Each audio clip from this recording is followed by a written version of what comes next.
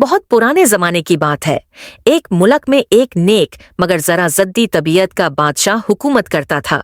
बादशाह दौलतमंद, ताकतूर और राया में मकबूल था, मगर अक्सर छोटी बातों पर परेशान हो जाता और जब कुछ बड़ा हो तो फौरन गुस्से में आ जाता।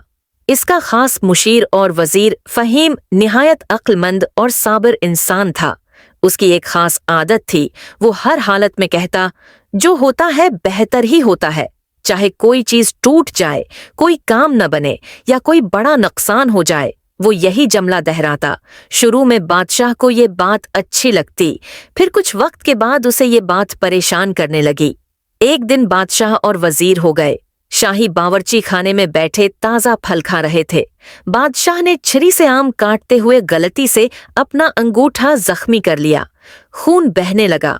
तबीब को बुलाया गया, मगर फहीम वही जमला बोल बैठा। जो हुआ बेहतर हुआ। बादशाह के सब्र का पैमाना लबरेज हो गया। क्या मेरा अंगूठा कटना बेहतर बात है? बादशाह चीखा। वजीर ने नरमी से जवाब दिया, बादशाह सलामत, हम हर चीज का मतलब फौरन नहीं समझ पाते। वक्त बताएगा कि इसमें क्या बेहतरी थी। बादशाह ने गुस्से में हुक्म दिया, उसे कैद में डाल दो और देखते हैं इसमें क्या बेहतरी होती है।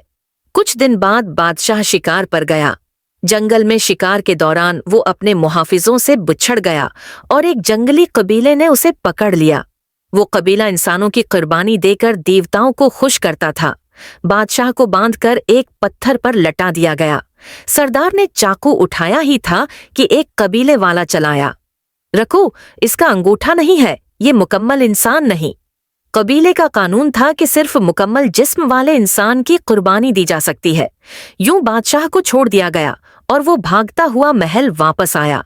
बादशाह को होश आया। महल पहुंचते ही बादशाह ने फौरन वजीर फहीम को कैद से निकाला। शर्मिंदगी से उसकी तरफ देखा और कहा, फहीम, तुम सच्चे थे। अगर मेरा अंगूठा न कटता तो आज मेरी जान न बचती। मुझे माफ कर दो। फहीम मुस्कुराया, जैसे कुछ न हुआ हो। बादशाह ने हैरत से पूछा, तुम कैद में रहे, तुम्हें अजियत दी गई, फिर भी तुम मुस्कुरा रहे हो, क्या उसमें भी कोई बेहतरी थी? फहीम ने आहिस्ता से कहा, बादशाह सलामत, अगर आप मुझे कैद न करते तो मैं शिकार पर आपके साथ होता और मेरे दोनों अंगूठे सलामत हैं। बादशाह हैरान रह गया।